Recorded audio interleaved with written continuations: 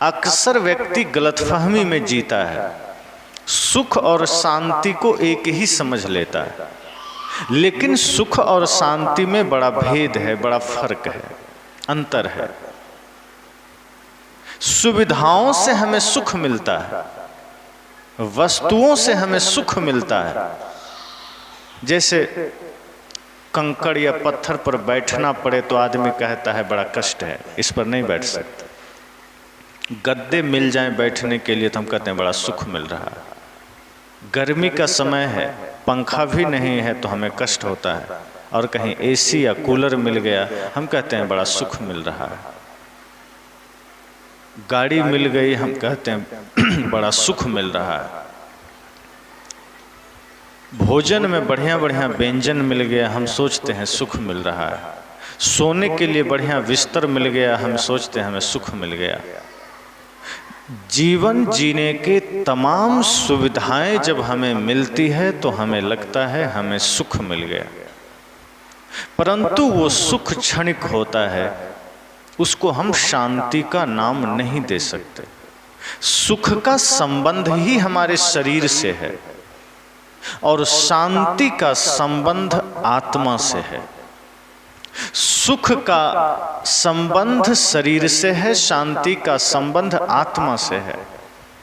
शांति सांसारिक वस्तुओं से नहीं मिलती, शांति संसार के वस्तुओं के प्रति लगाव से नहीं मिलती, बल्कि शांति तब मिलती है जब सांसारिक वस्तुओं से हम लगाव हटा लेते हैं। सुख तब मिलता है जब संसार की वस्तुएं मिल जाती है, शांति तब मिलती है जब उन वस्तुओं से मन हट जाता है। सुख के लिए बाहर प्रयास करना पड़ता है, शांति के लिए बाहर के सारे प्रयास छोड़ देने पड़ते हैं। बड़ा फर्क है दोनों। सुख के लिए हमें बाहर की यात्रा करनी पड़ती है, शांति के लिए बाहर की सारी यात्राएं छोड़ देनी पड़ती है। एक बार बुद्ध को प्यास लगी, उन्होंने अपने शिष्य आनंद से कहा जाओ जल ले आओ। आज के समय में टंकी है, नल है, टैंकर है, पहले के समय में ऐसा कुछ नहीं था। नदियाँ, तालाब, झरने आदि से पानी लोग लेकर पीते थे। बुद्ध ने कहा आनंद जाओ मुझे पानी ले दो, मुझे प्यास लगी है। आनंद जलपात्र लेकर चले। जंगल में कुछ दूर जाते हैं तो देखते हैं एक छोटा सा गड्ढा था, वो भी पगडंडी पर ही था, जहाँ से बैलगाड़ियाँ गुजरती थी, रथ गुजरते थे, लोग आते जाते थे। तो आनंद देखता है कि वहीं पर एक छोटा सा गड्ढा है जिसमें पानी तो है, लेकिन कुछ ही देर पहले एक बैलगाड़ी गुजरी थी, इसके वजह से वो पानी थोड़ा गंदा हो गया था, वो पानी मटमैला हो गया था। आनंद सोचता है बुद्ध को प्यास लगी है, ये पानी गंदा है, यह पानी तो हम उन्हें नहीं दे सकते, क्यों ना इसे मैं साफ कर दूं। और आनंद इसी ख्याल से उस गड्ढे में उतर गए और हाथ से उसको हिलाने लगे कि ये साफ हो जाए। अब जैसे ही पानी को हिलाना शुरू किया वो गंदा और होते चला गया, नीचे की जो मिट्टी थी और ऊपर आती चली गई। स्वाभाविक है, जल जो कि थोड़ा सा साफ भी हुआ था, आनंद जब उसमें उतर करके हाथ पैर हिलाने लगे, उस जल को हिलाने लगे, झकझोरने लगे, तो वो जल और गंदा होता चला गया। आनंद परेशान हो गया। आनंद सोचते हैं बुद्ध को प्यास लगी है और मैं क्या कर रहा हूँ, ये पानी साफ कैसे होगा। मैंने इतनी मेहनत की, इतनी कोशिश की इस जल को साफ करने की, इसमें इतना हाथ चलाया, फिर भी ये जल साफ नहीं हुआ। वो निराश होकर के वापस बुद्ध के पास आए, कहा क्षमा करें, मैं जल लेने गया था, लेकिन जहाँ से मैं जल ले रहा था उस गड्ढे में पानी गंदा था और मैंने बहुत कोशिश की उस पानी को साफ करने की। बुद्ध ने कहा तुमने उपाय किए थे, उसने कहा क्या नहीं किया, मैं खुद उस गड्ढे में उतर गया और हाथ पैर पूरा हिलाया कि पानी साफ हो जाए। बुद्ध ने कहा यही तो गलती हो गई तुमसे। उस गड्ढे के पानी को यदि तुम्हें साफ करना था तो उस पानी को हिलाने की जरूरत नहीं थी, उस पर उसको झकझोरने की जरूरत नहीं थी, उसमें हाथ पांव पटकने की जरूरत नहीं थी। आनंद ने कहा फिर बिना किए कैसे होता? कहा यदि उस पानी को साफ करना ही था तो तुम्हें बगल में चुपचाप शांति से बैठ जाना था, कुछ करना ही नहीं था। तुम कुछ करने लग गए, इसलिए जो साफ हो भी रहा था वो और गंदा हो गया। तुम्हें शांत हो जाना था, तुम्हें रुक जाना था और तुम देखते कि कुछ ही क्षण के बाद वो पानी साफ हो जाता, पीने योग्य हो जाता। बुद्ध ने उस गड्ढे में गंदे जल से भी ऐसा संकेत दे दिया कि आनंद को समझ में आ गया। बुद्ध ने कहा प्रतीक्षा कर लेते, कुछ न करते, इंतजार कर लेते तो वो पानी साफ हो जाता, वो पानी पीने योग्य हो जाता। इसी प्रकार बुद्ध ने कहा कि जब हम बाहर संसार में हाथ पैर मारते हैं, जब बाहर के मायावी वस्तुओं के पीछे हम भाग दौड़ मचाते हैं, तो भीतर की अशांति और बढ़ती चली जाती है, फिर शांति की संभावना और कम होती चली जाती है। बुद्ध कहते हैं बाहर कुछ भी करना जब हम छोड़ देते हैं तो भीतर प्रवेश हो जाता है। किसी ने बुद्ध से पूछा आपने क्या किया तो बुद्धत्व को पाया? बुद्ध ने कहा जब तक किया तब तक नहीं पाया, जब सब करना छोड़ दिया तो बुद्धत्व ही था। जब तक हम बाहर भाग रहे थे तो बुद्धत्व का पता ही नहीं था, आत्मज्ञान का पता ही नहीं था, लेकिन जैसे ही हमारी बाहर की यात्रा रुक गई भीतर बुद्धत्व ही था। इसी प्रकार बाहर सुख है, भीतर शांति है। तो हम यत्न करते हैं, प्रयत्न करते हैं कि बाहर हमें सुख मिल जाए, और लोग यह ख्याल भूल जाता है कि सुख बाहर तो जरूर मिल जाएगा। कपड़े से सुख मिल जाएगा, मकान से मिल जाएगा, दुकान से मिल जाएगा, धन से मिल जाएगा, जमीन से, भोजन से, सब कुछ से मिलेगा, लेकिन वो सुख थोड़ा होगा, वो सुख अस्थाई नहीं होगा। जब शांति मिलती है वो अस्थाई होती है और वो शांति का अनुभव आत्मा करता है। तो जो व्यक्ति गृहस्थ जीवन में उतरना चाहता है, संत कहते हैं उसके मन में सवाल उठता है कि हम गृहस्थ जीवन में प्रवेश करें कैसे, क्या रास्ता हो सकता है? क्योंकि सुख सुविधाएं तो मिल जाएगी, लेकिन गृहस्थ जीवन में रह करके भी शांति कैसे मिलेगी, क्या रास्ता है? एक व्यक्ति एक संत के पास गया, और संत क्या, सदगुरु कबीर के ही पास गया, समझ लीजिए। सदगुरु कबीर से कहा प्रभु गुरुदेव मैं गृहस्थ जीवन में उतरना चाहता हूँ, मैं गृहस्थ जीवन में प्रवेश करना चाहता हूँ, कोई रास्ता बताइए। क्योंकि मैं संसार में देखता हूँ सभी भय में है, शोक में है, लड़ाई में है, झगड़े में है, चिंता में है, विषाद में है। आए दिन परिवार में झगड़े होते रहते हैं, पति पत्नी में झगड़े, भाई भाई में झगड़े। मेरा मन थोड़ा उद्विग्न हो रहा है, मैं भीतर से व्याकुल हो रहा हूँ, लेकिन क्या कोई ऐसा उपाय है जो आप मुझे बता दें और हमारा गृहस्थ जीवन बड़ा सुंदर हो जाए? सदगुरु कबीर ने कहा मैं तुम्हें शब्दों से तो बता सकता हूँ, मेरे पास शब्द हैं, उसका मैं उसकी जानकारी तुम्हें दे सकता हूँ, लेकिन अच्छा होगा कि तुम इसे प्रैक्टिकल समझ लो। उसने कहा वो कैसे? कहा यहाँ से कुछ ही दूरी पर गांव के बाहर खेतों में एक झोपड़ी है, एक कुटिया है, वहाँ एक संत रहते हैं और वो गृहस्थ संत हैं। संत हैं वैसे भी संत वस्त्र से नहीं होते, भावों से होते हैं, विचारों से होते हैं। अगर हमारा विचार परिशुद्ध है तो कोई भी वस्त्र में क्यों ना हो संत हैं, और यदि संत के वस्त्र में होकर के हमारे विचार सही नहीं है तो संत नहीं है। सदगुरु कबीर ने वही बात कहा कि एक गृहस्थ संत है जो जीवन तो उनका गृहस्थ का है लेकिन वाकई संत हैं। और यदि तुम चाहते हो कि गृहस्थ जीवन में सुख से कैसे रहें तो तुम उनके पास चले जाओ। मैं तुम्हें शब्दों से बता सकता हूं पर प्रैक्टिकल तुम्हें वहां मिलेगा। और वहां जाओ, उनसे ये सवाल करना कि मैं गृहस्थ जीवन में कैसे रहूं। वो युवक जिज्ञासु था, वो चला गया। दोपहर का समय था, जेठ का महीना था, बिल्कुल चिलचिलाती हुई धूप थी, गर्मी से तरवतर हो रहा था पसीना से। वो पहुंच गया कुटिया में। जैसे ही कुटिया में गया तो वो संत बैठे थे। उस व्यक्ति ने प्रणाम किया और कहा, भगवान मैं आपसे कुछ जानने आया हूं, कुछ पूछने आया हूं। संत ने कहा बैठो। वो बैठा। उसने कहा मैं ये जानना चाहता हूं कि गृहस्थ जीवन की शुरुआत हम कैसे करें।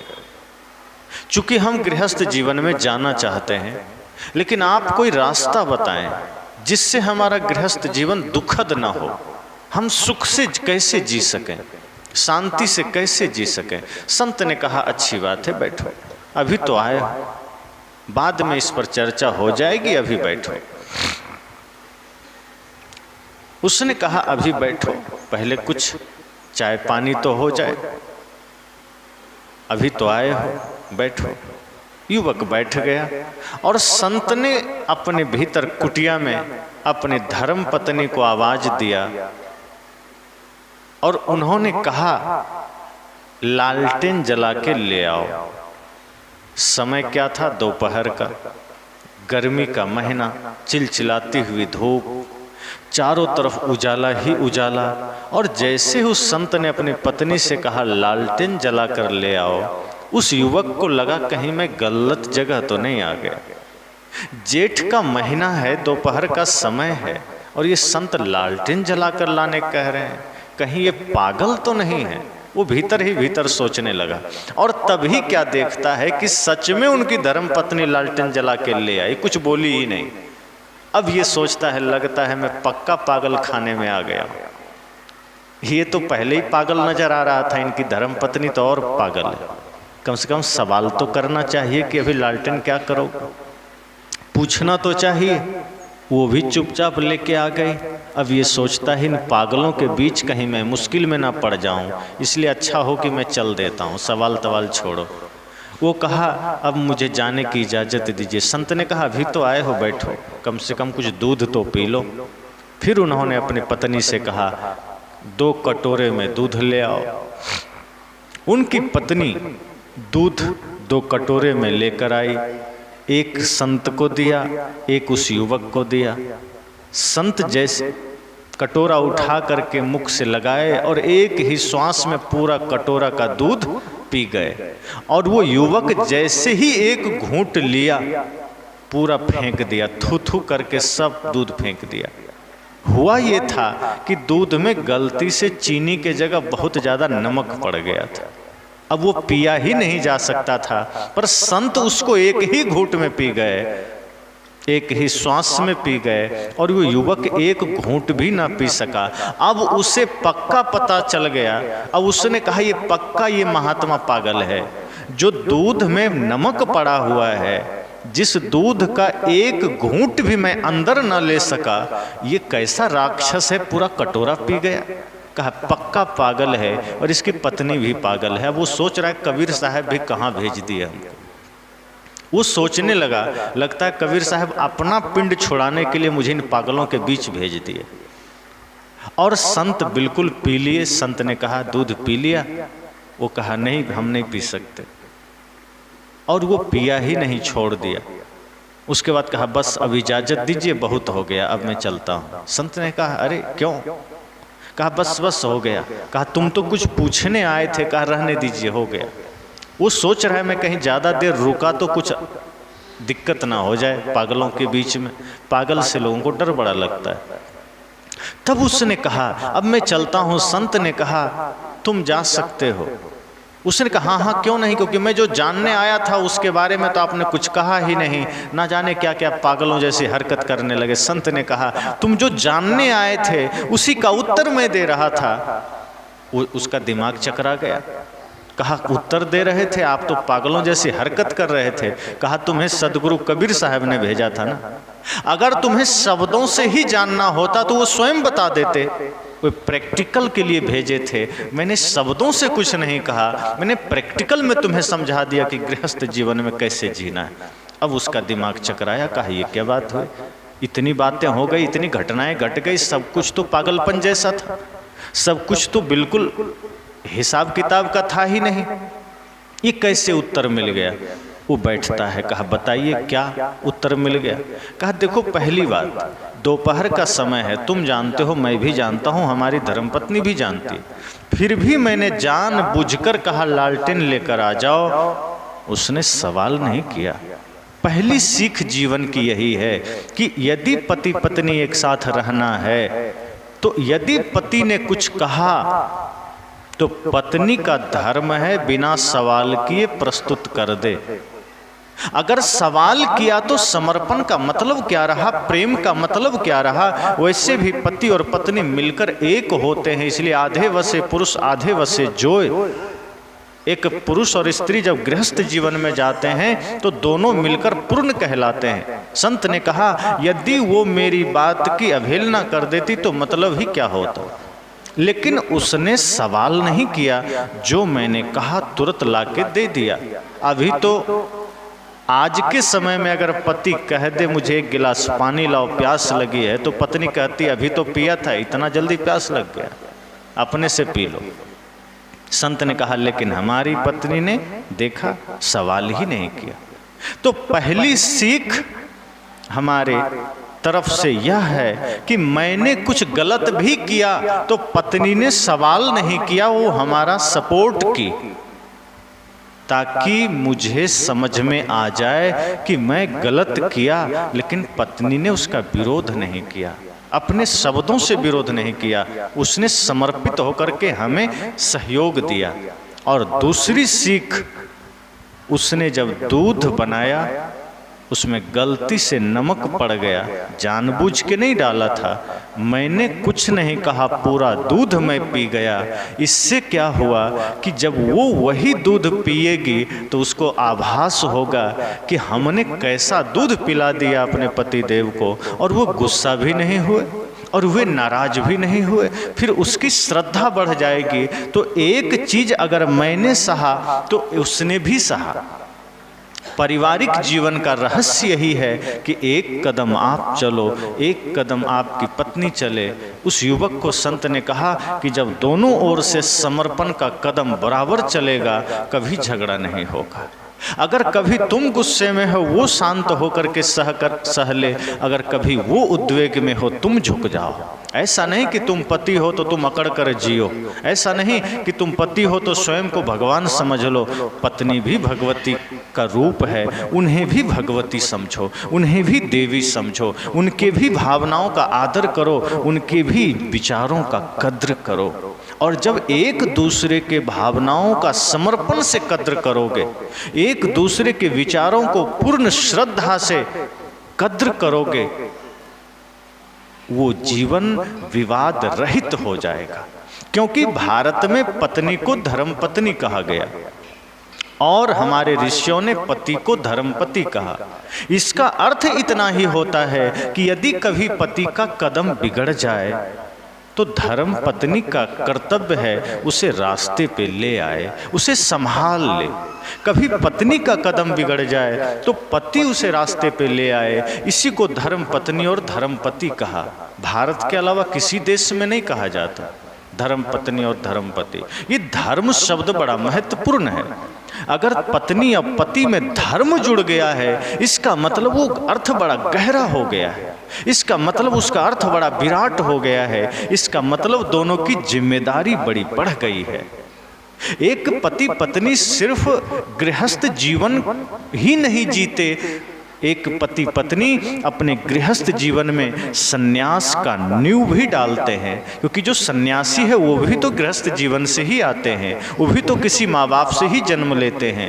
एक राष्ट्रभक्त भी तो वहीं से आते हैं, राष्ट्रपति हों, चाहे देशभक्त हों, चाहे प्रधानमंत्री हों, चाहे सेना के जवान हों, चाहे संत हों, चाहे राम कृष्ण बुद्ध महावीर कबीर कोई भी हों, सबका आगमन तो गृहस्थ जीवन से ही हुआ है, किसी न किसी माँ बाप से ही हुआ है। संत ने कहा जब एक पति पत्नी अपने भीतर इस समस्त कल्याणकारी भावनाओं को समाहित कर लेते हैं तो फिर वो सृष्टि के सृजनकार बन जाते हैं। फिर उनके द्वारा जो संतान का सृजन होता है वो जगत कल्याण के लिए खड़ा होता है।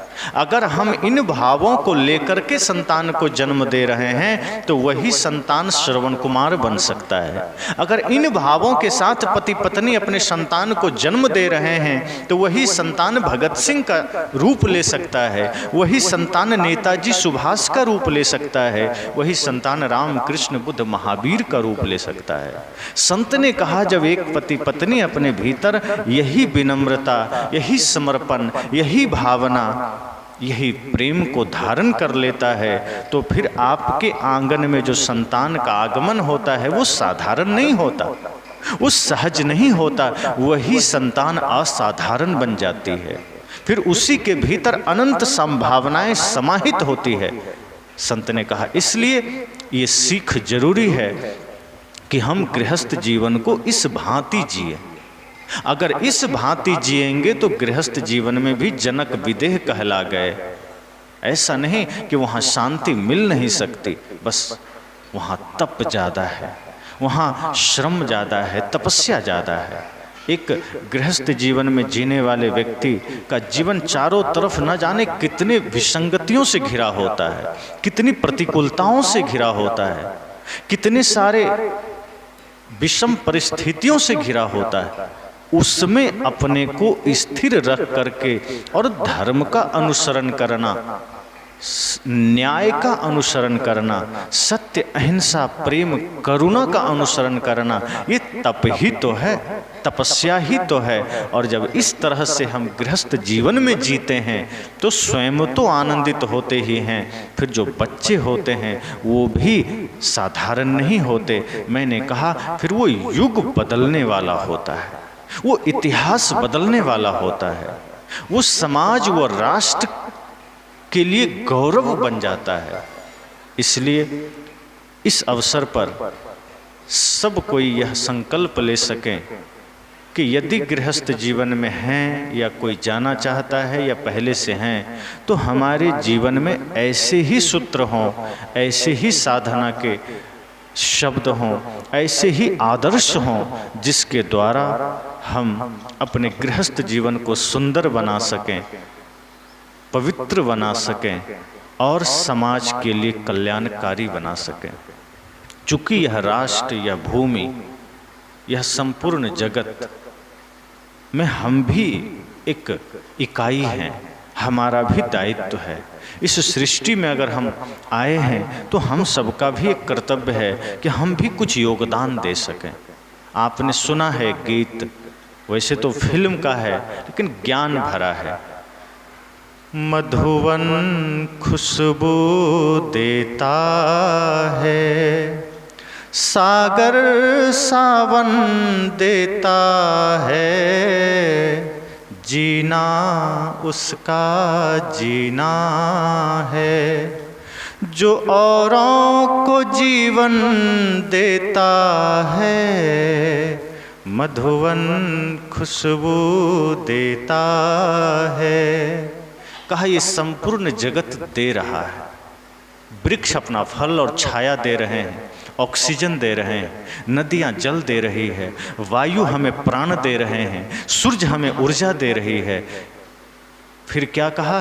जीना उसका जीना है जो औरों को जीवन देता है।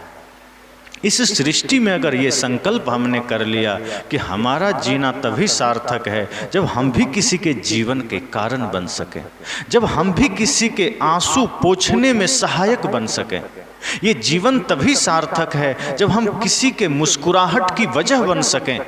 ये जीवन तभी सार्थक है जब हम किसी के सुख का कारण बन सकें, किसी के उन्नति का कारण बन सकें, इस समाज के उन्नति का कारण बन सकें। ये प्रकृति हमें यही सीख दे रही है। ये प्रकृति हमें निरंतर ये शिक्षा दे रही है। कोई ग्रंथ पढ़ने की जरूरत नहीं पड़ेगी। अगर हम सुबह से शाम तक प्रकृति को अध्ययन करना शुरू करें, इस नेचर को निहारने की कोशिश करें, तो पता चलेगा सूर्योदय से लेकर सूर्यास्त तक संपूर्ण प्रकृति कुछ न कुछ दे रही है। एक ऐसा संकेत हमें देती है, एक ऐसी शिक्षा हमें देती है कि जिसको अगर हमने पढ़ना जान लिया तो ये जीवन से हम भी वो क्रिया शुरू कर देंगे। फिर हम भी देना जानेंगे, और जो देता है उसे स्वयं प्रकृति देने लगती है। जब हम देना शुरू करते हैं, जब हम देने की कोशिश करते हैं, चाहे वो धन हो, चाहे वो सेवा हो, चाहे वो दान हो, चाहे वो ज्ञान हो, चाहे वो प्रेम हो, देना सिर्फ धन का ही देना नहीं है। देना सिर्फ शरीर से सेवा ही नहीं है। किसी ने पूछा कि हम तो बड़े गरीब आदमी हैं, हम भला क्या दे सकते हैं, हमारे पास तो खाने को अन्न भी नहीं है। सदगुरु कबीर ने कहा कि देना सिर्फ धन का ही नहीं होता। आप किसी को मीठे वचन भी दे सकते हो, आप किसी को ईमानदारी भी दे सकते हो, आप किसी को प्रेम भी दे सकते हो, आप किसी को सही रास्ता भी दे सकते हो। और अगर आपने ईमानदारी का दान देना सीख लिया है, आपने प्रेम देना सीख लिया है, आपने मीठे वचन देना सीख लिया है, तो समझ लेना आपसे बड़ा धनी फिर कोई नहीं है। क्योंकि बाहर का धन तो घट सकता है, उसे तो कोई लूट सकता है, उसे तो कोई बांट सकता है, वो तो छूट सकता है। लेकिन आपके जीवन में अगर प्रेम का धन आ गया है, सत्य का धन आ गया है, तो खर्चे नहीं कोई चोर न लूटे, दिन दिन बढ़त सवायो, पायो जी मैंने राम रतन धन पायो। मीरा से किसी ने कहा कि तुमने क्या पा लिया है जो इतनी खुश हो, क्या धन मिल गया? कहा नहीं। तो सोना चांदी मिल गया? उन्होंने कहा बिल्कुल नहीं। कहा तो क्या हाथी घोड़ा मिल गया? कहा नहीं। तो क्या राज्य दरबार मिल गया? कहा उसको तो मैंने छोड़ दिया। तो क्या मिल गया? तब उन्होंने कहा पायो जी मैंने राम रतन धन पायो, पायो जी मैंने राम रतन धन पायो। वस्तु अमोलिक दी मेरे सतगुरु, वस्तु अमोलिक दी मेरे सतगुरु, कृपा करी अपनायो, पायो जी मैंने राम रतन धन पायो। उन्होंने कहा मैंने राम का धन पाया है, मैंने सत्य का धन पाया है। वो राम का धन क्या है? चेतन आत्मा रूपी राम का धन हमने पा लिया है। और इसका पता सदगुरु ने बताया है। ये बाहर कहीं नहीं मिलता, बाजार में नहीं मिलता। ये किसी ग्रंथ में बाहर जो दुनियादारी की शिक्षाएं हमें मिल जाती है बाहर, लेकिन इस राम का धन का पता सदगुरु देते हैं और वही हमने पाया है। और ये ऐसा धन है कि खर्चे नहीं कोई चोर न लूटे, दिन दिन बढ़त सवायो। तो इसलिए मैंने कहा कि जब हम इस तरह से कोशिश करते हैं, प्रयास करते हैं, तो बाहर जो कुछ भी है हम उसमें अपना योगदान दे पाते हैं। और ये जो प्रेम का दान है, सत्य का दान है, अहिंसा का, ईमानदारी का, मीठे वचन का, ये कभी मिटता नहीं है। ये अमिट होता है, ये शाश्वत होता है। बाहर के दान तो आज हैं कल खत्म हो सकते हैं, उसकी आवश्यकता भी है शरीर तक, उसकी आवश्यकता है जीवन जीने तक, लेकिन जो अस्थायित्व है वो दान प्रेम का दान है, सत्य का दान है। इसलिए तो सदगुरु कबीर से किसी ने कहा कि असली धनिक कौन है? साहब ने कहा चाह गई चिंता मिटी मनुआ बेपरवाह, जिनको कुछ नहीं चाहिए वो ही शहंशाह। साहब ने कहा, मैं तो उसे धनवान मानता हूं जिसे कुछ नहीं चाहिए। जिसे कुछ चाहिए वो तो एक नंबर का भिखारी है। बड़े बड़े धनपति, बड़े बड़े राजा, बड़े बड़े सेठ साहूकार अगर मंदिर में जाता है तो पूजा नहीं करता, वो भगवान से कहता है प्रभु कृपा करना एक फैक्ट्री और मिल जाए, कृपा करना थोड़ा धन और बढ़ जाए। साहब कहते हैं जो थोड़ा और मांग रहा है इसका मतलब है वो दरिद्र है, इसका मतलब है वो भिखारी है। लेकिन जो मांगना छोड़ दिया है, जो देना शुरू कर दिया है, वो सम्राट है। तो इसी तरह से इस अवसर पर हमारी शुभकामनाएं हैं कि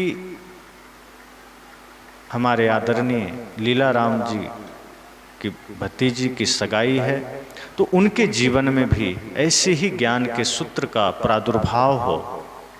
वे लोग भी अपने इस नई यात्रा में, इस गृहस्थ जीवन की पवित्र यात्रा में जीवन को इस रूप में स्थापित कर सकें कि वो जीवन इस सृष्टि के लिए हितकर हो सके।